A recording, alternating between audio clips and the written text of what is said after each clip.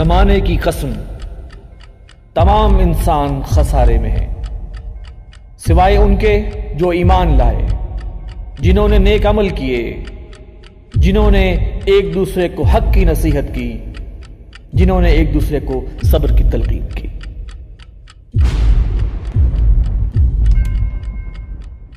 بسم اللہ الرحمن الرحیم۔ السلام علیکم ناظرین، میں ہوں وسیم احمد اور آپ دیکھ رہے ہیں تازہ ترین خبروں پر تبصروں اور تجزیوں کا پروگرام زمانہ گواہ۔ ناظرین، ہم آج کے پروگرام میں 3 اہم موضوعات پر گفتگو کریں گے۔ سب سے پہلے داسو ڈیم کی تعمیر میں حصہ لینے والے پاکستانی اور چائنیز ورکر کی بس پر دہشت گرد حملے اور اس کے نتیجے میں ہونے والی ہلاکتوں اور اس دہشت گرد کارروائی کے حوالے سے اب تک کی جانے والی تحقیقات پر بات کریں گے۔ اس کے بعد افغان سفیر کی بیٹی کے اغوا کے واقعے پر بات کریں گے اور یہ جاننے کی کوشش کریں گے کہ اس واقعے میں کتنی حقیقت تھی اور کتنا افسانہ تھا۔ اور پروگرام کے آخر میں اسرائیلی اسپائی سافٹ ویئر پیگاسس کے ذریعے عمران خان سمیت دنیا کے 14 ممالک کے سربراہان کے فونز کو ٹیپ کرنے والے خطرناک سکینڈل کی تفصیلات آپ کے ساتھ شیئر کریں گے اور اس مسئلے کا حل بھی پیش کرنے کی کوشش کریں گے۔ میرے ساتھ شریک گفتگو ہیں ترجمان تنظیم اسلامی محترم جناب مرزا ایوب بیگ صاحب، اور ان کے ساتھ تشریف رکھتے ہیں تنظیم اسلامی کے ریسرچ اسکالر جناب رضا الحق صاحب۔ آئیے پروگرام کا آغاز کرتے ہیں۔ رضا الحق صاحب، یہ فرمائیے کہ داسو ڈیم پر جو پاکستانی اور چینی ورکرز ان کی بس پہ جو دہشت گردوں کا حملہ ہوا ہے اس کے پس پردہ مقاصد کیا ہیں، اور پھر اس حملے کے بعد جو مشترکہ تحقیقات ہو رہی ہیں، پاکستانی اور چائنیز حکام جو ہیں وہ تحقیقات کر رہے ہیں، اس کے نتائج کیا ہیں اور کس مرحلے میں ہیں وہ تحقیقات؟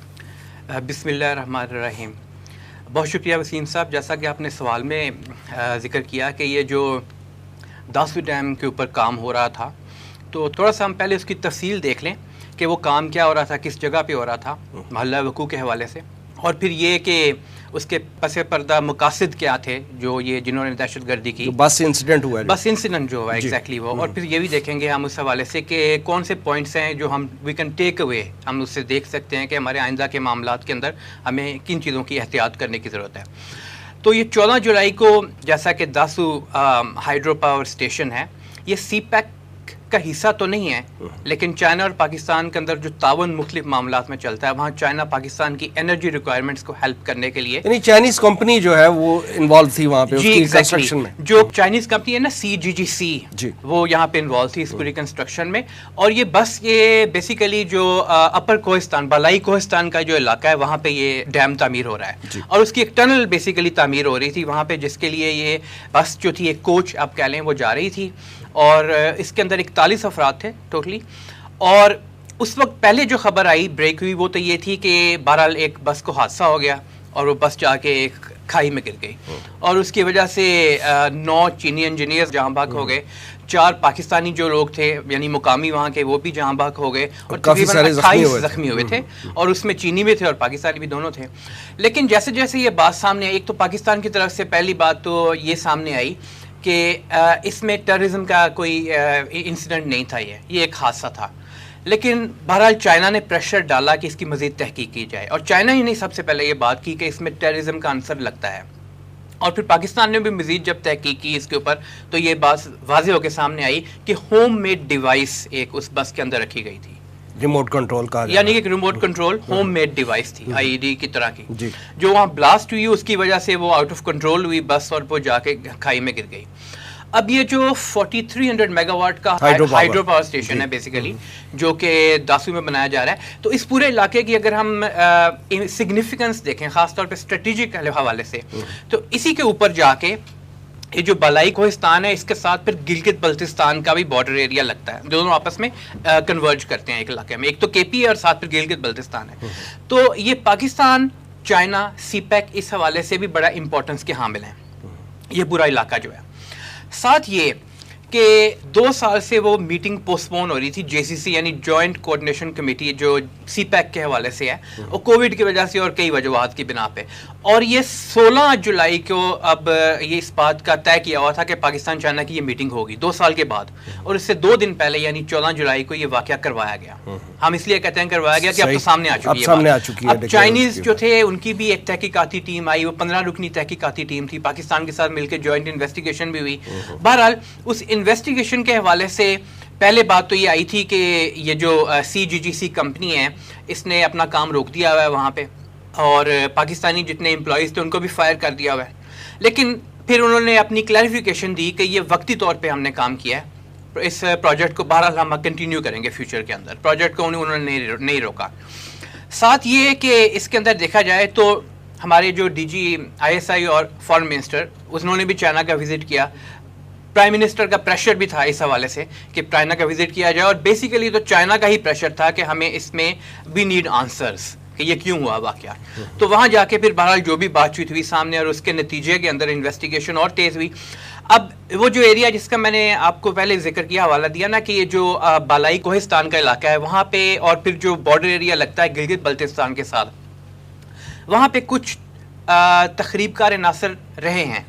ٹی ٹی پی بھی رہی ہے وہاں پہ, کچھ اور لوگ بھی رہے ہیں, اور داعش بھی وہاں پہ رہی ہے. اب یہ سب جو تھے یا تو افغان فنڈڈ ہوا کرتے تھے یا را فنڈڈ ہوا کرتے تھے. یہ بات ہمیں وقت کے ساتھ ساتھ ہمارے سامنے کھلنا شروع ہو چکی ہوئی تھی, اور اب تو بالکل یہ کلیئر ہو چکی ہوئی یہ بات کہ ان کی فنڈنگ کون کرتا تھا. جو چائنیز ایمبیسڈر ہیں ٹو پاکستان, نونگ رونگ, اور اس کے علاوہ جو چیئرمین وابڈا ہے, ان کی بھی آپس میں جو میٹنگز ہوئی ہیں اس کے بعد, اور پھر جو چائنیز کمپنی یہاں پہ کام کر رہی تھی اس پروجیکٹ کے اوپر. تو بہرحال یہ معاملہ تو اس انویسٹیگیشن کے اختتام کے بعد چائنا نے کہا ہے کہ ہم سیٹسفائیڈ ہیں انویسٹیگیشن سے, اور اب ہم اس کام کو شروع کر دیں گے. ایک بڑی اس میں انٹرسٹنگ بات سامنے آئی. آپ کے علم میں ہوگا کہ جس طرح چائنیز فارن منسٹری کے اسپوکس پرسن جو ہیں ژاؤ لیجیان, ان سے جب یہ پوچھا گیا کویسچن چائنا کے اندر پوچھا گیا بیٹھ کے کہ آپ کے نزدیک کیا یہ واقعہ دہشت گردی کا اس کا کوئی تعلق افغان طالبان سے ہے, میں ویسے بائی دا وے یہ بات کر رہا ہوں, ذکر کر رہا ہوں, تو انہوں نے جواب دیا کہ نہیں, we know the difference, there is a difference between the Afghan Taliban and T T پی.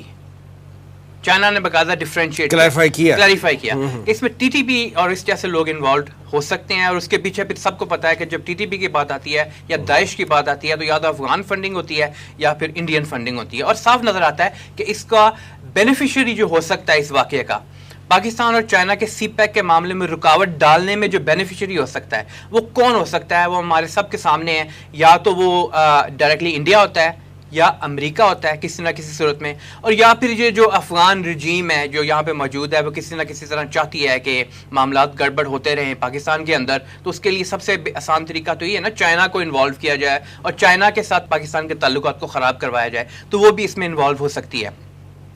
پاکستان کے لیے جو ٹیک اویز ہیں اس کے اندر سے خاص طور پہ ہمارے سامنے آتے ہیں, اس میں ایک تو یہ ہے کہ یہ واقعہ سب کو معلوم تھا کہ ایک ٹیررزم کی صورت میں, جس طرح کچھ عرصہ پہلے سرینا ہوٹل جو کوئٹہ تھا وہاں پہ بھی چائنیز کو ٹارگٹ کیا گیا تھا, ٹیررزم کے حوالے سے کیا تھا.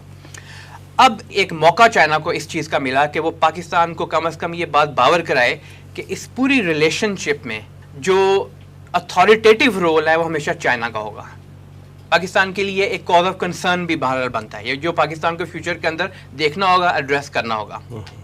کیونکہ جو گلوبل ٹائمز ہے چائنا کا ایک میڈیا گروپ, وہاں پہ یہ بات سامنے آئی, اس کے چیف ایڈیٹر نے یہ بات کی کہ اگر پاکستان اجازت دے تو پاکستان کے پاس اگر کیپیسٹی نہیں ہے کہ وہ سیف گارڈ کر سکے چائنیز انجینئرس کو, تو پھر چائنا یہاں پہ آ کے سیف گارڈ کرے خود انجینئرس کو. اکثر یہ بات فیزیبل ہے؟ اب دیکھیے فیزیبل, ایک ملک کی کمپنی ہے جو دوسرے ملک میں جا کے اپنی سروسز دے رہی ہے, تو وہ کیسے اتھارٹیٹیو پوزیشن میں آئے اور اپنی سیکیورٹی کے ارینجمنٹ کرے, جبکہ چینی انجینئرز کی سیکیورٹی جو ہے وہ پاکستان آرمی کر رہی ہے. حقیقت یہی ہے, اور یہی اصل میں بات ہوتی ہے جس پہ بعد میں سب مل کے آئے اور سب نے یہ بات کی, انکلوڈنگ چائنیز نے, کہ پاکستان سیکیورٹی پرووائڈ کر رہے ہیں, ہم اس سے خوش ہیں. لیکن انیشیلی انہوں نے جو میسیج دیا, یہ میسیج بٹوین دا لائنز دیا جاتا ہے, اور میسیج یہ تھا کہ ان اینی کیس چائنا کو ایک اپر ہینڈ حاصل ہونا چاہیے اس پوری سچویشن کے اندر.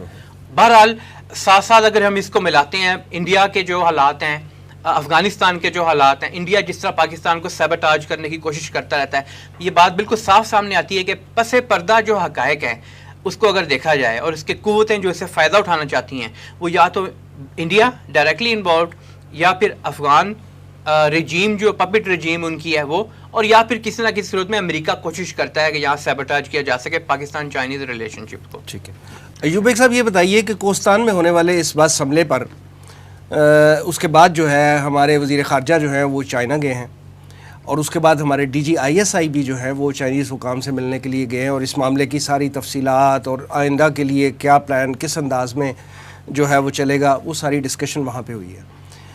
اس دوران جیسے بھی رضا الحق صاحب بھی فرما رہے تھے کہ چائنا نے بہت پریشر ڈالا ہے پاکستان پہ، یعنی اپنی اتھارٹیٹیو پوزیشن کے لیے اور اپنے ورکرز کی سیفٹی اور سیکورٹی کے لیے انہوں نے بہت زور ڈالا کہ ہم سروسز ضرور دیں گے لیکن ہمیں سیفٹی اور سیکورٹی تو آپ دیں، یعنی ایسا انوائرمنٹ تو آپ پرووائڈ کریں. تو یہ ان کی چائنا کی طرف سے ڈیمانڈ ہے. دوسری طرف ایک اور خدشہ بھی وہ جو ہے وہ سامنے آ رہا ہے، وہ یہ ہے کہ وہاں پہ چائنیز حکام جو ہے انہوں نے کام روک دیا ہے، کنسٹرکشن کا جو داسو ڈیم پہ جو کام جاری تھا وہ روک دیا ہے، جبکہ ہمارے وزیر اطلاعات صاحب جو ہیں وہ یہ کہہ رہے ہیں کہ چائنا نے وہاں پہ کام مزید تیز کرنا شروع کر دیا ہے. تو اس ساری صورتحال میں آپ یہ بتائیے کہ اصل صورتحال کیا ہے، اور ہمارے وزیر خارجہ صاحب اور ڈی جی ISI کا جو دورہ چین ہے وہ کتنی اہمیت کا حامل ہے؟ بسم اللہ الرحمن الرحیم.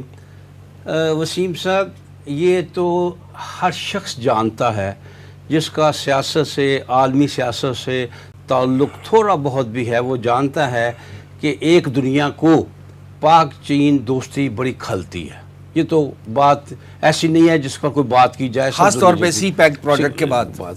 آپ کو یاد ہوگا ایک زمانہ تھا ہندی چینی بائی بائی، ہندی چینی بائی بائی، اس کا اتنا شور تھا برِ صغیر میں، اتنا شور تھا. پاکستان نے الحمدللہ یہ جوڑ توڑا ہے، ٹیبلز ٹرن کر دیے جی. ہندی چینی، اور ہندی چینی کی بجائے اب میں چینی پاکستانی بائی بائی تو نہیں کہوں گا، ہم تو مسلمانوں کو بائی بائی کہتے ہیں، ہم چین پاکستان دوستی کو میں کہوں گا.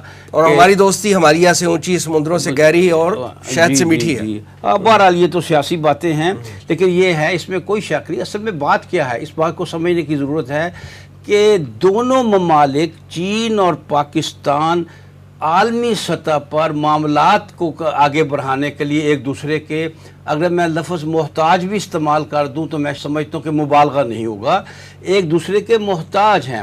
اور میں یہ بات یہاں پورے وثوق سے کہوں گا کہ جتنی ضرورت چین کو پاکستان کی ہے، شاید پاکستان کو چین کی اتنی ضرورت نہیں ہے. اور یہ چین بات اچھی طرح جانتا ہے. چین نے ایسے نہیں کہہ دیا تھا امریکہ کو تمہارا اسرائیل ہے تو ہمارا اسرائیل پاکستان ہے، یعنی وہ کہ پاکستان کے بارے یعنی میوچل انٹرسٹ کی بات، ہم میوچل انٹرسٹ کی بات ہے. تو بات یہ ہے کہ یہ حادثہ ہوا ہے، دہشت گردی ہے، کہ یہ دہشت گردی ہوئی ہے، اس کا ارتکاب ہوا ہے، اور اس کا الزام پاکستان پر آنا، سیکیورٹی نہ دے سکنا، یہ بھی بالکل درست ہے. اور 9 چینیوں کا مر جانا اور کچھ کا زخمی ہو جانا یقینی طور پر تشویش کی بات ہے. جس ملک کے باشندے مریں گے وہ تو اپنی تشویش کا اظہار کریں گے، جبکہ پاکستان کو ان کی سیکیورٹی کا ضمانت دی چاہیے تھی. پاکستان ان کی جان کی حفاظت نہیں کر سکا، لہٰذا جیسے کہ رضا الحق صاحب نے کہا کہ چین نے دباؤ ڈالا، اس کا دباؤ ڈالنے کا حق تھا، اس کے بندے مرے تھے. یہ بھی تو دیکھیں نا کہ اس وقت جو صورتحال بنی ہوئی ہے تو پھر دباؤ ذرا زیادہ ہو جاتا ہے جب دینے والا ہاتھ آپ کو پتہ ہے اوپر ہوتا ہے اور لینے والا ہاتھ نیچے ہوتا ہے، اور چین کا ہاتھ اس وقت دینے والا ہے. البتہ یہ میں سمجھتا ہوں اس کو زیادہ سنجیدگی سے ہمارے بعض لوگوں نے لے لیا ہے. جہاں تک DGISI کے دورے کا تعلق ہے وہ تو شاید اسی حوالے سے ہے. ہمارے وزیر خارجہ کا دورہ اس حوالے سے نہیں تھا، ہمارے وزیر خارجہ کا دورہ افغانستان کے حوالے سے تھا. البتہ یہ بھی بات بالکل واضح ہے کہ چائنا نے جو جتنی سخت زبان استعمال کیا اس کا حق تھا. لیکن یہ جو لوگ بات کرتے ہیں چائنا یہ ہو جائے گا وہ ہو جائے گا، اتنے کچے داغوں سے پاکستان اور چین کی تعلقات نہیں بندھے ہوئے، بڑے مضبوط ہیں، اور لوگ بات کو زیادہ بڑھا بھی دیتے ہیں. اور یہ بات بھی اب چینی سفیر کی طرف سے بھی آ گئی ہے کہ وہاں اب کام ہو رہا ہے. انہوں نے سمبولیکلی کام روکا تھا، انہوں نے سمبولیکلی پاکستانیوں کو وہاں سے نکالا بھی تھا. انہوں نے ظاہر بھی تو کرنا کہ ہمیں غصہ ہے اور ان کا غصہ نکالنے کا حق تھا. لیکن یہ کہ ایسا نہیں ہے کہ چین اتنا احمق نہیں ہے، چین اتنا بچہ نہیں ہے کہ وہ سمجھے کہ یہ ہو گیا میں پاکستان سے تعلقات خراب کر لوں. یہ لیکن یہ مطالبہ دوبارہ چائنیز حکام کی طرف سے آ رہا ہے نا کہ جو بھی اس واقعے کے کلپریٹس ہیں ان کو منظر عام پہ لایا جائے انویسٹیگیشن کے بعد. وہ تو آنا ہی تھا، وہ تو آنا ہی تھا، اور وہ مطالبہ نہ بھی آتا تو پاکستان کا یہ حق تھا کہ کلپریٹس کو سامنے لاتا، ان کو سزائیں دی جاتی. تو لہذا چین جانتا ہے، چین ہم سے زیادہ جانتا ہے کہ یہ کرنے والے کون ہیں، اور یہ وہ لوگ بڑی غلط فہمی میں ہیں جو یہ سمجھتے ہیں کہ اس طرح کی دہشت گردی کے واقعات کر کے وہ پاک چین دوستی میں رخنہ ڈال سکیں گے۔ پاک چین دوستی دونوں کی ضرورت ہے۔ ہم لوگ بعض اوقات اس معاملے میں بہت آگے چلے جاتے ہیں۔ دیکھیے آج سے سال 1.5 سال پہلے ہمارے سعودی عرب سے کچھ تعلقات خراب ہوئے، اور وہ اس سطح پہ چلے گئے کہ یوں معلوم ہوتا تھا کہ کسی صورت اب وہ تعلقات بحال نہیں ہو سکتے۔ چین سے تو کوئی خرابی کا معاملہ سرے سے ہوا ہی نہیں نا، لیکن یہ ملکوں کے تعلقات اتنے معمولی نہیں ہوتے کہ یوں ہی بگڑ گئے، بس جی ہم کام نہیں کریں گے، اب جی ابھی یہ نہیں ہوگا۔ وہ یہ ساری چیزیں ساتھ ساتھ چلتی رہتی ہیں۔ وہ سعودی عرب جس کے بارے میں یہ تاثر آ گیا تھا کہ وہ شاید اب پاکستان دشمنی پر آ جائے گا، شاید وہ بھارت کا دوست بن جائے گا، آج آپ کے ملک میں سعودی وزیر خارجہ دورہ کر رہا ہے، اور ایک بہت بڑا پلان بن رہا ہے جس کے تحت کراؤن پرنس جو ہے وہ پاکستان تشریف لا رہے ہیں اگلے چند ماہ میں، اور پاکستان سعودی عرب کا معاملہ بہت آگے بڑھ رہا ہے۔ اسی طرح اگر یہ چائنا کہتا، کیا ہم یہ ایکسپیکٹ کرتے ہیں چائنا کہتا کوئی بات نہیں میرے بندے مر کے خیر ہے، ایسی کوئی بات نہیں، کیا یہ کہتا اس نے تو دبانا ہی تھا۔ پھر یہ کہ وہ بڑی طاقت ہے، بڑا ملک ہے، اس نے دبانا ہی تھا، اور یہ اس کا دبانا، اس کا تنبیہ کرنا، اس کا غصے میں آنا، یہ سب کچھ اس کا حق تھا، نیچرل تھا، اس کا حق بھی تھا۔ کیا پاکستان کے ساتھ اس طرح کا واقعہ ہوا ہوتا اور کسی ایسے ملک کے ساتھ ہوا ہوتا جو اس سے کمزور تر ہوتا؟ ہم اس سے کمزور تر نہیں اس وقت ہے، چائنا سے ہم کمزور ترین ہیں، کمزور تر ملک میں ہوا ہوتا تو پاکستان دباؤ نہ ڈالتا پاکستان کو۔ تو یہ تو ہونے والا کام تھا، اس پر اتنی حیران ہونے کی ضرورت نہیں ہے، بلکہ اس میں ضرورت اس بات کی ہے کہ ہم اپنے سیکیورٹی معاملات کو درست کریں۔ بہرحال جس نے بھی کوئی ڈیوائس وہاں رکھی ہے، کوئی ہے نا، کوئی اندر کا بندہ ملا ہے نا، یا کسی غفلت کا فائدہ اٹھایا گیا ہے، کیوں ایسا ہوا، اس پر غور کرنے کی ضرورت ہے۔ چائنا پاکستان کے تعلقات پر اتنا فکر کرنے کی ضرورت نہیں ہے، اس کو کچھ نہیں ہوگا، اپنی سیکیورٹی کو بہتر کرنے کی ضرورت ہے۔ ٹھیک ہے رضا اللہ صاحب، پچھلے دنوں اسلام آباد میں ایک اور واقعہ رونما ہوا جس میں افغان سفیر کی بیٹی کا مبینہ اغوا ہوا۔ آپ یہ فرمائیے کہ اس واقعے میں کتنی حقیقت ہے اور کتنا افسانہ ہے؟ یہ اس واقعے کا چونکہ اب ڈراپ سین ہو چکا ہے تو میں اس لیے اس کی تفصیلات آپ سے پوچھ رہا ہوں۔ دوسرا یہ بھی ایک یعنی اپنے جواب میں یہ بھی ایڈ کیجئے گا کہ اس واقعے کے رد عمل میں افغان حکومت نے اپنا سفارتی عملہ جو ہے وہ فوری طور پہ واپس بلا لیا ہے، تو یہ جو ان کا ریئیکشن آیا ہے فوری طور پہ اپنا سفارتی عملہ بلا لینا، اس کے کیا معنی ہیں، اور یہ کیا مستقبل میں جو ہے یہ انہوں نے ایک تاثر دینے کی کوشش کی ہے پاکستانی حکومت؟ جی وسیم صاحب، یہ جو مبینہ کا لفظ ہے اللیجڈ ابڈکشن، اصل میں یہی کی ورڈ ہے اس پورے واقعے میں، اور اسی سے پتہ لگتا ہے بعد میں ہم جب واقعات کو دیکھتے ہیں کہ یہ ایک ہالی ووڈ یا بالی ووڈ کی کوئی مووی جو ہوتی ہے، اس لیے میں نے پوچھا کہ کتنی حقیقت ہے اور کتنا افسانہ ہے۔ جی ایگزیکٹلی، یہ کوئی ہالی ووڈ یا بالی ووڈ کی مووی یا کوئی جاسوسی کا ناول جو ہو، اسی کی طرح کی ایک پلاٹ پورا بنایا گیا، بنانے کی کوشش کی گئی، جس کا ڈراپ سین ہو گیا، لیکن کیونکہ برا پلاٹ تھا اور وہ فیل ہو گیا پلاٹ، اور مووی بھی بری طرح فلاپ ہو گئی، تو اس لیے ہمارے سامنے آیا کہ یہ واقعی افسانہ ہی تھا، حقیقت اس میں کچھ بھی نہیں تھی۔ اب اس میں کہہ سکتے ہیں کہ جو افغانستان میں اس وقت کابل کی حکومت ہے اس کی اپنی فرسٹریشن ہے، وہ ڈوبتے جا رہے ہیں، افغان طالبان گین کرتے جا رہے ہیں، انڈیا کی اپنی فرسٹریشن ہے ایک جگہ کہ ہمارا یہاں اس خطے میں جو رول ہونا تھا وہ کہاں گیا، ہم نے تو رول وہ خود تو خیر پلے کرنے کی پوزیشن میں رہا ہی نہیں، بڑی ہیوج انویسٹمنٹ ڈوب رہی ہے، دیکھیں اس کی بڑی انویسٹمنٹ ڈوب رہی ہے، اور صرف افغانستان سے ہی نہیں، پاکستان پہ حملہ کرنے کے مواقع ڈوب رہے ہیں، باقی سینٹرل ایشیا پر جانے کے موقع ڈوب رہے ہیں، چائنا سے زیادہ مار پڑ رہی ہے انڈیا کو، اور امریکہ بھی خوشی تو یہاں سے نہیں گیا نا، بہرحال اس کے بھی اپنے ایک ڈیزائنز ہوتے ہیں، اور پاکستان کو بہرحال وہ سب چاہتے ہیں کہ بدنام کریں کسی نہ کسی صورت میں بھی، تو پاکستان کو بدنام کرنے کی کوشش ہوتی ہے۔ اب مبینہ طور پہ یہ جو اغوا تھا اس کی جو پہلی تفصیلات آئیں، اور آپ نے دیکھا ہوگا کس طرح انڈین میڈیا نے پک کیا سب سے پہلے اس کو، اور پھر پوری دنیا میں بدنام کرنے کے لیے پھیلایا، وہ یہ کہ یہ ایک بیکری پہ گئی ہوئی تھی وہ سفیر کی بیٹی، اور وہاں سے ٹیکسی ڈرائیور ساتھ کچھ اور لوگوں نے مل کے مارا پیٹا، زد و کوب کیا، وربل ابیوز کیا، اور سڑک کے کنارے بے ہوش چھوڑ کے چلے گئے، زخمی چھوڑ کے چلے گئے۔ اب بعد کی جو تفصیلات سامنے آئیں جس میں سی سی ٹی وی کیمرے کی فوٹیجز بھی تھیں، جس میں سیف سٹی پروجیکٹ جو ہے اس کی بھی کیمراز ہیں وہ بھی موجود ہیں، موبائل ٹریکنگ بچی کی جو تھی وہ ساری کی گئی، پھر یہ کہ ٹیکسی ڈرائیورز کے سٹیٹمنٹس ان سے انٹرویوز لیے گئے، اور اس بچی کا اپنا سٹیٹمنٹ بھی موجود ہے، اس میں یہ معلوم ہوا کہ یہ جو پہلے والی کہانی تھی یہ تو گھڑی گئی تھی، یہ تو ساری جھوٹ کہانی تھی ساری، اصل میں یہی افسانہ تھا. اور اصل کہانی جو سامنے آئی ان سب ذرائع سے جب ہم نے دیکھا تو اس میں ہمیں یہ معلوم ہوا کہ یہ تو ایک افسانہ تھا, ایک جھوٹ گھڑی ہوئی سٹوری تھی ساری کی ساری. تو بعد میں ان سارے ذرائع سے یہ معلوم ہوا, اور پھر آئی جی پولیس جو اسلام آباد کے ہیں انہوں نے بھی, اور پھر انٹیریئر منسٹر نے بھی اس حوالے سے پوری ایک پریس کانفرنس دی اور بریفنگ دی کہ بیسیکلی یہ سارے جن جگہوں پہ موومنٹ رہی ہے اس میں ہمیں معلوم ہے کہ کھڈا مارکیٹ سے ایک ٹیکسی لی گئی, اچھا اس کے بعد خود اپنے گھر کو بائی پاس کر کے دامنے کو ایک اور ٹیکسی پہ وہی بچی گئی, پھر وہاں پنڈی بھی گئی ایک ٹیکسی لے کر, اور پھر یہ کہ F9 پارک, فاطمہ جناح پارک جسے کہتے ہیں, وہاں بھی وہ بچی گئی. اور اس پورے واقعے کو سب کو ان کی جو چینز ہیں ان کو جب ملایا جائے آپس میں, تو اس کے بعد پھر جب تحقیقات اور پھر بیانات سامنے آئے ٹیکسی ڈرائیورز کے بھی, اس بچی کے بھی اپنے بیانات سامنے آئے, تو اس پہ کوئی وائلنس نہیں, کوئی تشدد نہیں ہوا تھا. اور صاف معلوم ہوا کہ یہ ایک واقعے کے طور پہ پاکستان کو بدنام کرنے کے لیے کہ یہ پاکستان تو ایسا ملک ہے جہاں سفارتی عملہ جو دوسرے ممالک کا ہے وہ بھی محفوظ نہیں ہے.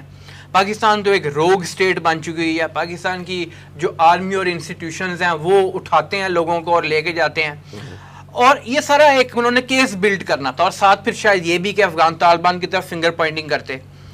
انڈیا نے بھی اپنا بیانیہ جو ہے وہ سیل کرنا تھا کہ پاکستان تو دہشت گردوں کی ماجگاہ بن چکا ہوا ہے اور پاکستان کے کنٹرول میں نہیں ہے اس یہاں کے حالات. بہرحال پورا افسانہ انہوں نے گھڑنے کی اپنی طرف سے مکمل کوشش کی, لیکن جب یہ سارا معاملہ کھل گیا, اور بائی دا وے اس پورے واقعے کی ابھی تحقیقات جاری تھیں, تو ہمارے بہت سارے اوپینین میکرز, کالم نگار, کچھ پولیٹیکل لیڈرز بھی, اور جنرلی آپ کہیں سیکولر لبرل طبقہ, وہ فوری طور پہ انہوں نے حملے شروع کر دیے کہ دیکھیں پاکستان کی تو حفاظت ہی نہیں کر سکتا, اور یہ اغوا ہوئی ہے بچی.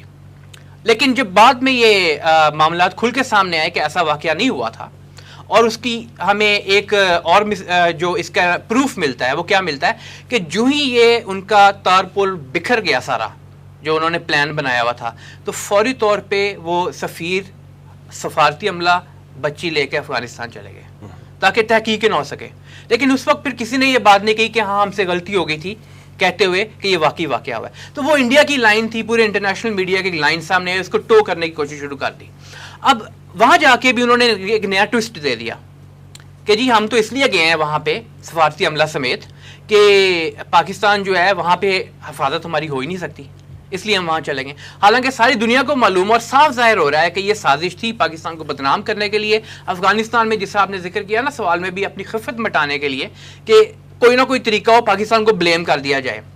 اور پھر یہ کہ کتنی گری ہوئی حرکت ہے کہ اس پورے معاملے میں ایک خاتون کو وہ استعمال کر رہے ہیں. تو اسلام جو ہے ہم تو اس بات کے بالکل قائل ہیں, اور ریاست پاکستان بھی اس بات کی قائل ہے کہ خاتون جو ہے اس کو کم از کم اس طرح کی گری ہوئی حرکتوں میں استعمال کرنا, اور ان کو پھر بلیم تو یہی جاتا تھا نا کہ ایک لڑکی اغوا ہو گئی. تو لیکن الٹیمیٹلی یہ چیز سامنے آئی کہ یہ چاہے آپ کے را انوالو تھی, انڈین اسٹیٹ انوالو تھی, NDS انوالو تھی, ان کی پپٹ حکومت انوالو تھی جو اشرف غنی کی ہے, یا امریکہ بھی کسی نہ کسی طرح ہدایت کاری کرتا رہتا ہے اس طرح کے معاملات کے اندر.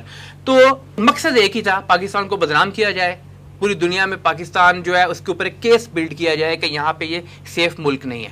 پاکستان کو چاہیے کہ اس واقعے کو چھوڑے نا, اس واقعے کو اپنا جو منطقی انجام ہے وہاں تک پہنچائے, اور بالکل ایگزیکٹلی کھل کے سامنے آئے کہ کیا ریزن ہے کہ انہوں نے یہ کام کیا افغان جو حکومت ہے وہاں کی, اور اس کے بارے میں ان کو جواب دیا جائے, پوری دنیا کے سامنے پیش کیا جائے کہ اصل میں یہ جھوٹ تھا جو سامنے گھڑا گیا تھا. یہ میں اس میں تھوڑا اضافہ کروں گا.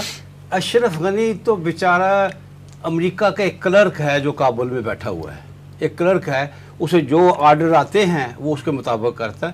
تو یہ تو پلان بالکل واضح ہو گیا ہے کہ امریکہ کا اور را کا پروگرام تھا جو ہے. اصل میں انہوں نے جو یہ بات کہی ہے کہ ہمارے ہاں کے کچھ اوپینین میکرز اس طرح کی باتیں کرنے شروع کر دیتے ہیں. انہوں نے آغاز میں ہی کہہ دیا پاکستان ناکام ہو گیا, ادارے ناکام ہو گئے, یہ ہو گیا. چلو غلطی سے کہہ ہی دیا تو ان نے اخلاقی جرت ہونی چاہیے, اور انہوں نے کہا کہ ہم افغانستان سے معافی مانگتے ہیں جو کہ ہم سے یہ نہیں ہو سکا, ہم افغانستان سے معافی مانگتے ہیں. جنہوں نے یہ کہا تھا کہ ہم افغانستان سے معافی مانگتے ہیں ان میں کم از کم اتنی اخلاقی جرت ہونے چاہیے تھی کہ وہ آپ کہتے کہ اب ہم افغانستان کے اس اقدام کو کنڈیم کرتے, یہی کہہ دیتے. لیکن ہمارے ہاں مخالفت برائے مخالفت ہے. اتنی اخلاقی جرت نہیں ہے کہ بھائی مجھ سے ایک غلط بات ہو گئی تھی, ہو سکتی ہے مجھ سے ہو سکتی ہے, آپ سے ہو سکتی ہے, غلط بات کس سے نہیں ہو سکتی. خاص طور پر جب جلد بازی میں آپ کوئی کام کریں گے تو آپ سے غلطی ہو جائے گی, مجھ سے ہو جائے گی, آپ سے ہو جائے گی. اگر ایسا ہو ہی گیا تو اخلاقی طور پر یہ بنتا تھا کہ ہم سے غلطی ہوئی ہے, افغانستان نے انتہائی شرمناک حرکت کی ہے. جب انہیں, میں ذرا اضافہ کر دوں, جب انہیں پتہ چل گیا کہ سارا معاملہ کھل کر سامنے آ گیا ہے تو پھر انہیں ایک سوال نامہ دیا گیا کہ آپ یہ سوال نامہ ذرا پڑھ دیں. وہ سوال نامہ لے کر بھاگ گئے کیونکہ انہیں پتہ تھا کہ سوال نامے میں ماننا پڑے گا, ہم زیادہ ایکسپوز ہوں گے. ہاں, سوال نامے میں ہمیں ماننا پڑے گا کہ ہم نے فراڈ کیا ہے.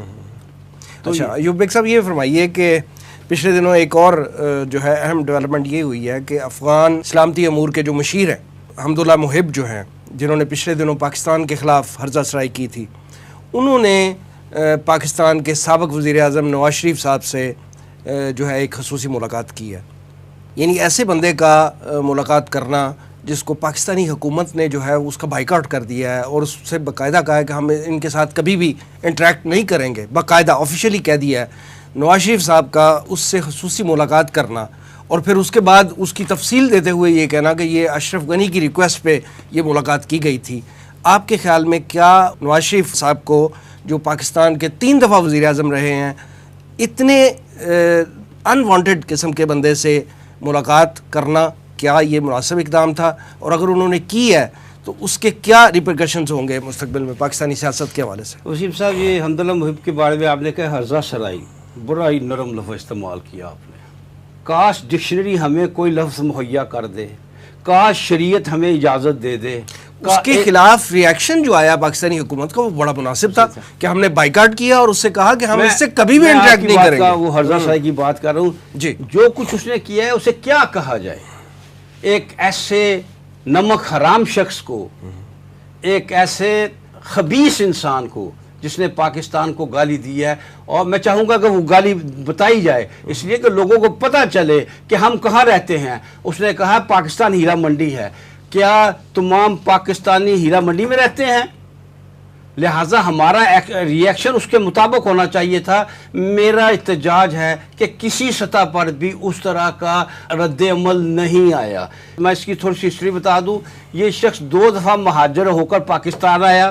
پاکستان کی اس نے روٹیاں توڑی, پاکستان کا اس نے نمک کھایا, اور میں آپ کو ایک پیشین گوئی کر رہا ہوں, یہ تیسری بار بھی پاکستان آئے گا پاکستان کی روٹیاں کھانے, پاکستان کا مال کھانے, اور اس کے بعد بھی اس سے کوئی چیز بعید نہیں ہے. میں آپ کو ایک بات اور اضافہ کر دوں, ہمارے ملک کو اس نے ایک گندی جگہ قرار دیا. اس کے علاوہ اس نے پنجابیوں کو خاص طور پر درجنوں گالیاں دی اس نے پاکستان کو. پھر اس نے کہا کہ پشاور تو وہ سامراجی قوتوں نے پاکستان کے حوالے کر دیا تھا, پشاور تو ہمارا ہے. میں کہتا ہوں اس طرح کے مطالبے میں نہیں آدمی کو بہت غصے میں آنا چاہیے. اصل چیز جو ہے, آپ اپنی زبان دیکھیں. آپ اسلام تو دوسری بات چاہیے, آپ انسانیت سے نیچے گر گئے ہیں. کوئی لفظ نہیں ہے جو اس شخص کی ملامت میں بولا جائے جو اس شخص نے کیا ہے. اور پھر وہ سفارتکاری میں تو آپ کو بہت خیال رکھنا چاہیے. جہاں تک نواز شریف کا اس سے ملنے کا معاملہ ہے, ہمیں اس سے افسوس ہوا ہے. ہمارا صرف نواز شریف صاحب سے یہ اتفاق ہے, یہ پاکستان آپ کا بھی ہے. یہ پاکستان جتنا میرا ہے, جتنا آپ کا ہے, اتنا نواز شریف کا بھی ہے. تو کیا نواز شریف نے اس کا احترام اور اکرام کر کے تسلیم کر لیا کہ پاکستان وہ ہے اور اس پاکستان میں وہ رہتا ہے جس کو اس نے جو لفظ دیا ہے؟ کیا انہوں نے تسلیم کر لیا کہ میں مانتا ہوں, میں آپ کا احترام کرتا ہوں, آپ نے جو پاکستان کا, جہاں کا میں شہری ہوں, جہاں میں رہنے والا ہوں, وہ وہی ہے جو آپ کہتے ہیں؟ یعنی پاکستانی حکومت اگر اس کا بائیکاٹ کر رہی ہے تو آپ اس سے ملاقات کیوں کر رہے ہیں؟ پاکستانی حکومت کو بھی اس سے بڑھ کر اقدامات کرنے چاہیے تھے جو اس نے نہیں کیے اس شخص کے حوالے سے. مطلب ہے کہ ہر چیز کا, ہر اچھائی کا یا ہر برائی کے کچھ درجات ہوتے ہیں. آپ کس قدر گر گئے. آپ مسلمان ہیں, شرم آتی ہے کہ وہ بھی مسلمان ہیں اور ہم بھی مسلمان ہیں. ہمارا مذہب ایک ہے. مجھے اس پر شرم آتی ہے کہ میں اس کا ہم مذہب ہوں. میں اس کو مسلمانیت سے نکال نہیں سکتا, یہ میرے اختیار کی بات نہیں ہے, لیکن میں شرم تو کر سکتا ہوں نا کہ ہمارے دونوں کا ایک ہی مذہب ہے. بہرحال نواز شریف کو بھی یہ ملاقات نہیں کرنی چاہیے تھی. میں سمجھتا ہوں کہ سیاسی طور پر یہ ملاقات انہیں مہنگی پڑے گی. ان کا گراف نیچے گرا ہے اس سے. اگر انہوں نے پہلے بھی کوئی وقت طے کر لیا تھا. دیکھیے آصف زرداری نے جب اسٹیبلشمنٹ کو کہا تھا میں اینٹ کا جواب پتھر سے دوں گا, یہ اس طرح کی بات کہی تھی, تو آپ کو یاد ہے ایک دن پہلے نواز شریف نے انہیں ناشتے پہ بلایا وہ تھا آصف زرداری کو. تو ایک دن پہلے آصف زرداری نے اسٹیبلشمنٹ کے بارے میں کچھ سخت لفظ استعمال کرے, گندا نہیں تھا, غلیظ لفظ نہیں تھا, سخت لفظ تھا. تو نواز شریف نے آصف زرداری کا ناشتہ کینسل کر دیا. ٹھیک کیا. اگر ان کا بھی کوئی پہلے طے ہو گیا تھا تو ان کو تو چاہیے یہ تھا کہ جب یہ دروازے پہ آتے تو دروازہ بند کرتے اور کہتے نکل جاؤ یہاں سے, کبھی اس طرف کا رخ نہ کرنا. نواز شریف کو یہ کرنا چاہیے تھا. بہرحال یہ اچھا نہیں ہوا, جو ہوا ہے اچھا نہیں ہوا, اور پاکستان کو اس شخص کو ٹارگٹ کرنا چاہیے, ہر سطح پہ ٹارگٹ کرنا چاہیے. حمد اللہ کی بات کر رہا ہوں. جی رضا الحق صاحب, یہ فرمائیے کہ پچھلے دنوں اسرائیلی اسپائی سافٹ ویئر جو ہے وہ اسکینڈل ایک سامنے آیا ہے, جس کی کچھ تفصیلات اس طرح کی ہیں کہ اس سافٹ ویئر کے ذریعے, اسپائی سافٹ ویئر کے ذریعے 14 ممالک کے سربراہان, جس میں رفیق حریری اور ہمارے عمران خان صاحب بھی شامل ہیں, ان کے فون جو ہیں وہ ٹیپ ہوتے رہے ہیں, ریکارڈ ہوتے رہے ہیں, ہیک ہوتے رہے ہیں, جو بھی ان کی اس حوالے سے خفیہ معلومات تھیں وہ حاصل کرتے رہے ہیں اس سافٹ ویئر کے ذریعے. اس سافٹ ویئر اسکینڈل کا جو عالمی سطح پہ چل رہا تھا اس کی تفصیلات کیا ہیں اور اس کے پس پردہ مقاصد کیا تھے, اور آپ کیا سمجھتے ہیں کہ اس حوالے سے جو بھی اس وقت تک اس اسکینڈل پہ کام ہوا ہے کیا وہ تسلی بخش ہے؟ جی وسیم صاحب, یہ آپ نے پیگاسس سافٹ ویئر جو ایک اسپائی سافٹ ویئر ہے, NSO گروپ کمپنی ہے, اسرائیل سے تعلق ہے اس کا, اور وہ پوری دنیا میں یہ سافٹ ویئر سپلائی کرتی ہے, ایک تو حکومتوں کو, ایک ایجنسیز کو, یعنی بیچتی بھی ہے. تو آپ نے جیسے ذکر کیا کہ مختلف سربراہان مملکت صرف پاکستان کے اور لبنان کے نہیں, اب یہاں تک 14 ممالک کے, تو اس میں فرانس کے پریزیڈنٹ کا بھی انہوں نے فون ہیک کیا ہوا تھا, اس کے بعد یعنی اسپائنگ اس کے کر رہے تھے, ساؤتھ افریقہ کا, عراق کے, اسی طرح موروکو کے جو بادشاہ ہیں ان کے, کچھ پرنسیسز اور پرنسز تھے مختلف عرب ممالک کے, ان کے ساتھ فارمر پرائم منسٹرز تھے, انڈیا کے جو اپوزیشن لیڈر راہل گاندھی ان کا, اور پھر یہ کہ مختلف جو ادارے ہیں انٹرنیشنل کام کرنے والے, جن میں NGOs بھی ہیں, جن میں جرنلسٹس بھی ہیں, اور کچھ معلومات کے مطابق یہ جو جمال خاشقجی والا کیس تھا اس کے اندر بھی اس کی قریب کی تو آپ کہہ لیں ورکرز تھی, خواتین, ان کا بھی کیا ہوا تھا. تو بہرحال بہت ایک لمبی لسٹ ہے, اور لسٹس کی ہی بات سامنے آتی ہے کہ یہ بیسیکلی لسٹس بکتی ہیں, خریدی جاتی ہیں, اور ان کی بیسس کے اوپر اسپائی ویئر یوز کیا جاتا ہے, اس کو ٹارگٹ کرتے ہیں. اور ٹارگٹ یہ تو ڈائریکٹلی خود کرتے ہیں. اسرائیل مشہور ہے ہیکنگ کے اندر بھی, اسپائنگ کے اندر بھی, اور یہ صرف اسرائیل ہی نہیں کرتا. آپ کے علم میں ہوگا کہ یہ جو ڈونلڈ ٹرمپ کا الیکشن تھا, پہلا الیکشن جب وہ جیتا تھا, پریزیڈنٹ بنا تھا, تو رشیا ہیکنگ کا ایک بڑا مشہور وہاں پہ کیس چلا تھا پورا. اسی طرح چائنیز کے بارے میں, ایران کے بارے میں, بہت سارے ممالک. بھارت کا جو اسکینڈل آیا ہے, جی بالکل وسیم صاحب, جس طرح کہ آپ فرما رہے ہیں بھارت کا EU ڈس انفو لیب, اور وہ تو صرف میڈیا سے متعلق تھا نا, یہ باقاعدہ انفارمیشن ٹیکنالوجی کو یوز کرتے ہیں. اب دیکھیں اس میں ایک تو یہ ہے کہ اس کو انکور کرنے کے لیے, اس پورا واقعہ جو ہوا اس کو انکور کرنے کے لیے واشنگٹن پوسٹ, لے مونڈ اور ساتھ دی گارڈین, اس پر مشتمل ایک گروپ تھا جس کو پیگاسس پروجیکٹ کہا جاتا ہے. انہوں نے یہ سارا چیزیں انکور کی, اس میں ایمنسٹی انٹرنیشنل بھی انوالو ہوئی, اور ایک گروپ آف جرنلسٹ یا آرگنائزیشن آف جرنلسٹ ہے جس کا نام ہے فوربڈن اسٹوریز, انہوں نے مل کے یہ سارا چیز انکور کی. اسٹوری کو دبانے کی بھی تو بڑی کوشش کی گئی. دیکھیں دبانے کی یہ تو یہاں تک کوشش کی گئی کہ مختلف, آپ جب انٹرنیشنل اخبارات دیکھتے ہیں پچھلے کچھ ایک ہفتے کے, اس میں یہاں تک خبریں آتی ہیں کہ یہ NSO گروپ اور اسرائیل کا جو سافٹ ویئر تھا, اس کو درمیان میں کسی نے ہیک کر لیا اور پھر استعمال کیا پوری دنیا میں. یعنی کہ no one can really believe کہ اسرائیل کے سافٹ ویئر کو کوئی اور ہیک کر رہا ہے اور استعمال کر رہا ہے. اسرائیل خود پوری دنیا کے اندر, جہاں وہ کسی زمانے میں, آپ کو علم میں ہوگا, اسیسینیشنز بھی کرتا تھا ٹارگیٹڈ. ایران کی نیوکلیئر سائٹ کو 2010 میں اس نے ایک اسپائی ویئر کے ذریعے ہی خراب کیا تھا, اور اس پورے پروجیکٹ کو, پورے ایران کے نیوکلیئر پروگرام کو سیبوٹاج کیا تھا. اس اسپائی ویئر کا پورا ایک, بلکہ ایک آپ کہہ لیں ان کو میل ویئر تھا, وہ स्टक्स नेट उसका नाम था, जो वो मेलवेयर था. और पेगासस भी एक ये स्पाईवेयर. आप देखिए इस वक्त दो दुनिया में ज़्यादा जो आपके ऑपरेटिंग सिस्टम्स चलते हैं, ये इकोसिस्टम्स कह लें, बेसिकली तो इकोसिस्टम की बात होती है ना. आपकी जो टेक्नोलॉजी को इकोसिस्टम्स हैं ख़ासतौर पे फ़ोन के अंदर, वो दो चलते हैं, या एंड्रॉयड होता है या आईफोन का होता है, iOS होता है या एंड्रॉयड होता है. एक गूगल का है, एक एप्पल का है. दोनों को एक्सप्लॉइट कर सकता है ये जो पेगासस है, और एक सिंपल टेक्स्ट मैसेज के जरिए. आपको याद होगा कि 2015-14 के अंदर जो NSA का एक कॉन्ट्रैक्टर था एडवर्ड स्नोडन, जो बाद में रशिया चला गया था, उसने विसल ब्लो की थी. उसने बताया था पूरी दुनिया को कि NSA किस तरह पूरी दुनिया में, अमेरिका की जो नेशनल सिक्योरिटी एजेंसी है NSA, वो किस तरह पूरी दुनिया में स्पाइंग करती है. एग्जैक्टली उसी तरह इसराइल भी करता है. अमेरिका में CIA, NSA ये दोनों यूज़ करते हैं इस तरह के स्पाईवेयर्स को. मोसाद करती है इस्तेमाल, रॉ करती है इस्तेमाल. यूरोपियन यूनियन में भी इसकी एग्जांपल्स बहुत सारी मौजूद है.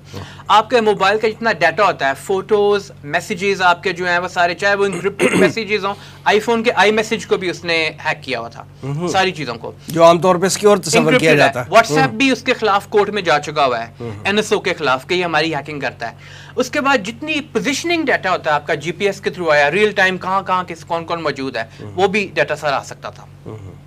बेसिकली एक पूरा आप देखते हैं कि जैसे जैसे तरक्की हुई है इंफॉर्मेशन टेक्नोलॉजी में, एक पूरा सर्वेलेंस स्टेट की तरफ दुनिया जा रही थी.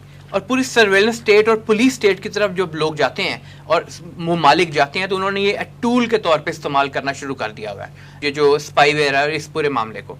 और जैसा कि मैंने पहले जिक्र किया, पाकिस्तान के हवाले से अगर हम देखें तो पाकिस्तान के जो इस वक्त वज़ीर आज़म Imran Khan, basically by the way उनका जो हैकिंग फ़ोन की हुई थी वो उस वक्त हुई थी जो वज़ीर आज़म नहीं थे, अपोजिशन में थे. लेकिन बहरहाल उनको पता था कि एक शख्स शायद इन पावर आ रहा है. लेकिन ये भी बात जो है वो मंजर आम पे आ चुकी है कि एमनेस्टी इंटरनेशनल ने कहा है कि इमरान खान का जो नाम था बतौर पर्सन ऑफ इंटरेस्ट इंडिया ने दिया था. एग्जैक्टली इसमें कोई शक नहीं, क्योंकि वैसे मैंने जिक्र किया ना कि ये NSO कंपनी से और इसराइल से ये खरीदा जाता है सॉफ्टवेयर. खरीदने वाले बहुत सारे ममालिक हैं, उसमें बहुत सारे मुस्लिम ममालिक भी हैं जो खरीदते हैं इस सॉफ्टवेयर को.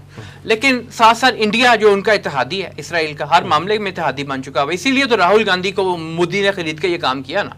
मोदी ने खरीदा होगा और फिर इसको टारगेट किया होगा यकीनन इमरान खान को और बहुत सारे और लोगों को. इस वक्त एक और रिटोरिक झूठ जो दुनिया में फैलाया जा रहा है वो ये है कि ये जितना भी काम हो रहा है ये नेशनल सिक्योरिटी के लिए और काउंटर टेररिज्म के लिए आड़ में हो रहा है, इस आड़ इसमें किया जाता है. ये बहुत बड़ा झूठ है. कोई ताल्लुक नहीं है लोगों के फोन्स को हैक करके और ख़ास तौर पे सरबराहान ममलिकत या फिर मुख्तलिफ ऑर्गेनाइजेशंस के जो और ह्यूमन राइट्स की ऑर्गेनाइजेशंस के लोग हैं उनका कोई ताल्लुक नहीं. हाँ जी एग्जैक्टली, काउंटर टेररिज्म से कोई ताल्लुक नहीं होता, नेशनल सिक्योरिटी से उस चीज़ का कोई ताल्लुक नहीं होता.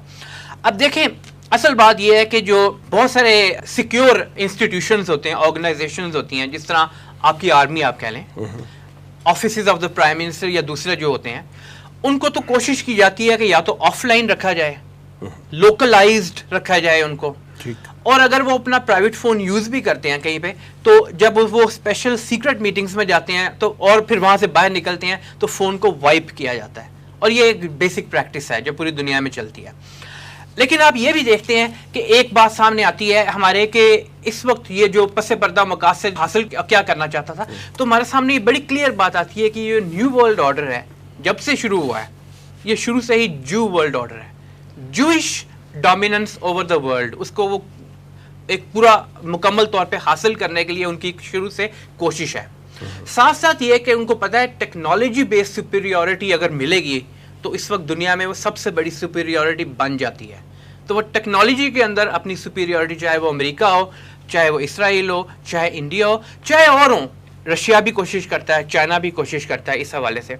और फिर ये कि वो ये भी चाहते हैं कि हम इस कैपेसिटी में आ जाएं कि फ्यूचर वेपन के तौर पे इस्तेमाल करें टेक्नोलॉजी को, कि जब हमारे लिए फीजिबल वक्त आए या हम समझें कि अब वक्त आ चुका हुआ है एक ग्लोबल डोमिनेंस के लिए, तो हम दुनिया की मिलिट्रीज को शट डाउन कर दें, क्योंकि सारी टेक्नोलॉजी पे चली गई होंगी. टेक्नोलॉजी मींस एक बटन इस्तेमाल करेंगे, एक सिंप्लीफाइड वर्जन दे रहा हूँ उसका, एक बटन इस्तेमाल, आपकी इकोनॉमीज उसको बंद कर देंगे, आपका पूरा IT सेक्टर, आपके सैटेलाइट सिस्टम्स जो हैं उनको सबको बंद किया जा सकता है. मॉडर्न वॉरफेयर हर चीज उनके कंट्रोल में होगी. इवन न्यूक्लियर कोड्स भी जो होते हैं वो आपके ऑनलाइन तो नहीं होते बेसिकली, लेकिन टेक्नोलॉजी से लिंक्ड है, सारे हैक हो सकते हैं. इसमें मैं ये बात कहूँगा जी, अभी आपने भी कहा है और मैं समझता बिल्कुल दुरुस्त कहा है کہ عمران خان کے بارے میں یہ آیا ہے کہ اس کو انڈیا نے as a person of interest جو ہے اس کا نام ریفر کیا گیا تھا. اس سے یہ معلوم ہوتا ہے بنیاد ساری اسرائیل کی ہے. تو میں یہ سمجھتا ہوں کہ انڈیا اور اسرائیل دونوں یہ بات سمجھتے تھے عمران خان کے حکومت میں آنے سے اور اقتدار میں آنے سے پہلے کہ یہ اگر شخص اقتدار میں آ گیا تو یہ ہمیں ٹف ٹائم دے گا, یہ ہمیں صحیح دشمن بن کر ہمارا سامنے آئے گا, اور وہ وقت جو ہے وہ ثابت کر رہا ہے. اور میں سمجھتا ہوں کہ انہوں نے بڑا صحیح ٹارگٹ کیا عمران خان کو کہ یہ شخص آ کر ہمارے لیے مسئلہ پیدا کر سکے گا.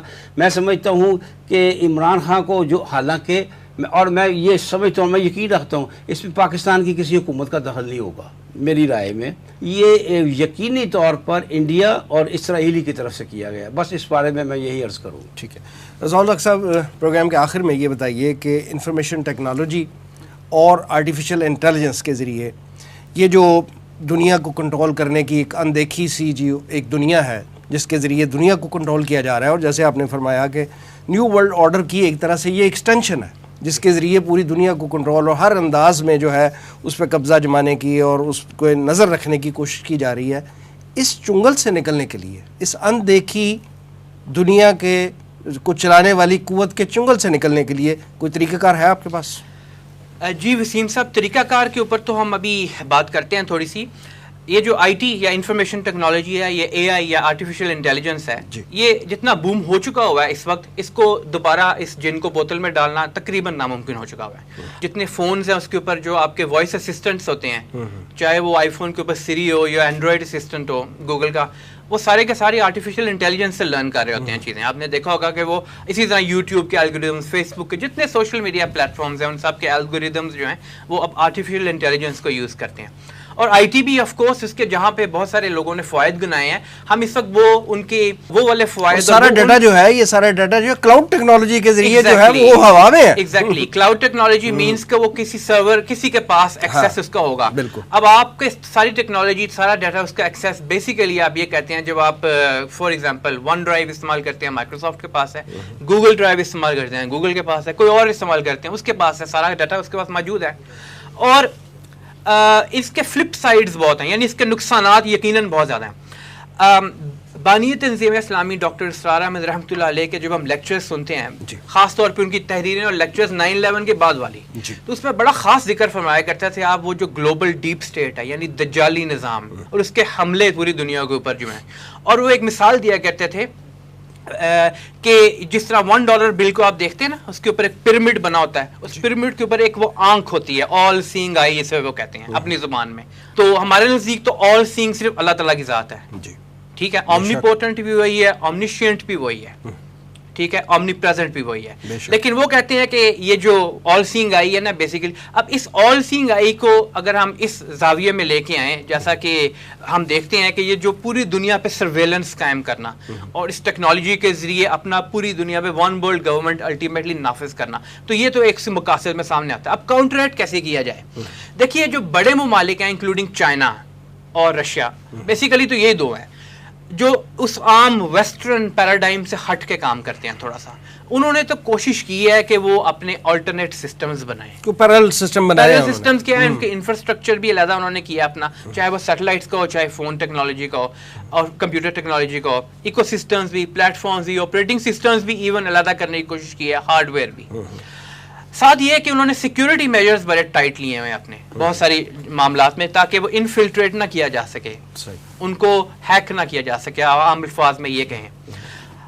لیکن پاکستان جیسے ممالک جو کہ بہرحال ٹیکنالوجی میں اتنی ترقی بھی نہیں کی ہوئی, انہوں نے ڈیپینڈنٹ ہیں, تو پاکستان کے لیے جو پاکستان کر سکتا ہے اس وقت سچویشن کے اندر, وہ تو یہ ہے آن دا گراؤنڈ, میں گراؤنڈ کی بات کرتا ہوں, وہ یہ ہے کہ ابھی آلٹرنیٹس تو پاکستان نہیں بنا سکے گا. ہاں ٹیکنالوجی کے ایڈوانسمنٹ میں اس کی ایکسپرٹیز حاصل کرنے میں انویسٹمنٹ کی بہت ضرورت ہے, تاکہ ہم الٹیمیٹلی اس پوزیشن پہ آئیں, اس پوزیشن میں آ کے پھر ہم مقابلہ کر سکیں جہاں جہاں سے بھی ٹیکنالوجی کے تھریٹس ہیں ان کو ہم کاؤنٹر کر سکیں. اور ساتھ یہ کہ جو ہمارے انتہائی سینسٹیو حساس ادارے ہیں اور حساس پرسنالٹیز ہیں, امپورٹنٹ پرسنالٹیز ہیں جہاں سیکرٹس نکل سکتی ہیں, وہ پھر اپنا طریقہ کار جو ہے اس میں سیکریسی زیادہ سے زیادہ رکھیں, جو پہلے بھی وہ رکھ رہے ہیں. ایک اور جو طریقہ کہا جاتا ہے, ایک تو یہ کہ انویسٹمنٹ زیادہ کریں اس فیلڈ میں, دوسرا یہ کہ سیکریسی مینٹین کریں, اور ایک اور جو طریقہ یوز کیا جاتا ہے, اگر کسی کو اپنی طور پہ خطرہ ہے ایز اے پرسن, تو وہ پھر اولڈ اسکول اپروچ کو بھی استعمال کر سکتا ہے. اس سے کیا مراد ہے؟ اپروچ سے مراد یہ ہے کہ پھر وہ بہت زیادہ ہائی ٹیکنالوجی گیجٹس کو نہ استعمال کرے, یعنی ان گیجٹس سے دور رہے. وہ اس کی اپنی چوائس ہے, پھر وہ اس کو بھی یوز کر سکتا ہے, کیونکہ وہ تو چیز ہیک نہیں ہو سکے گی. میں وسیم صاحب اس حوالے سے یہ کہوں, ایک بات کہوں گا, شاید آپ کو بھی پسند نہ آئے. میں اسرائیل سے یا ان یہودیوں سے جو اسلام کے خلاف سازشیں کرتے رہتے ہیں, کسی سے کم نفرت نہیں کرتا, لیکن داد دیں اسرائیل کی, کہاں پہنچے ہوئے ہیں, کتنی محنت کی ہے انہوں نے, کتنی ترقی کر چکے ہیں وہ. کم از کم ہمیں تسلیم تو کر لینا چاہیے. 7.5 ارب کی دنیا میں ان کی عددی قوت کتنی ہے اور کتنی ترقی کر لی ہے, اور کس طرح ساری دنیا کو وہ نچا رہے ہیں. ہمیں اس کا اعتراف تو کرنا چاہیے. ابھی رضا الحق صاحب کہہ رہے ہیں کہ پاکستان یہ نہیں کر سکتا, یعنی ابھی ہم یہ کہہ رہے ہیں پاکستان کو یہ کر نہیں سکتا, ٹھیک کہہ رہے ہیں, غلط نہیں وہ کہہ رہے, لیکن یہ ہے کہ کب کرے گا. اور یاد رکھیے کہ یقینی طور پر ہمیں دنیا سے جنگ اللہ پر توکل کر کے کرنی چاہیے, لیکن اللہ بھی تو کہتا ہے نا اپنے گھوڑے تیار رکھو. تو ہمیں دونوں طرف توجہ کرنی چاہیے. ہم نہیں کر رہے توجہ, ہم سمجھتے ہیں کہ بیٹھے بٹھائے سب کام ہو جائے گا, ایسا نہیں ہوگا. اللہ ان کی مدد کرتا ہے جو اپنی مدد آپ کرتے ہیں. دیکھیے یہ دجال والی بات بھی اپنی جگہ درست ہے, یقیناً 1500 سال پہلے ہمیں آگاہ کر دیا گیا تھا, لیکن یہ ہے کہ اس کو ہم جس طرح وہ ابھی دجال آیا نہیں, لیکن دجالی نظام کو پھیلا تو رہے ہیں نا, اس کی دعوت تو دے رہے ہیں نا دجالی کا. ہم بھی کم از کم دونوں کام کریں. اپنے دین جو ہم کہتے ہیں کہ مکمل نظام حیات ہے, ہم اس کی طرف اپنی توجہ تو کریں, ہم دین کی دعوت بھرپور دیں, اور ایک طرف اور دوسری طرف دیکھیں کہ ہم دنیا کے دوسرے معاملات میں پیچھے ہیں تو کس طرح آگے بڑھیں گے. اپنے گھوڑے بھی تیار رکھیں. میں سمجھتا ہوں کہ اس کے بغیر کام نہیں چلے گا. ٹھیک ہے. ایوب بیگ صاحب اور جناب رضا الحق صاحب پروگرام میں تشریف آوری کا بہت شکریہ. ناظرین یہ تھا آج کا پروگرام. آج کے لیے اتنا ہی. اس پروگرام کا فیڈ بیک ضرور دیجیے گا. آپ ہمیں ای میل بھی کر سکتے ہیں, ہمارا ایڈریس ہے media@tanzeem.org. اگلے پروگرام تک کے لیے وسیم احمد کو اجازت دیجیے. اللہ نے کے بعد.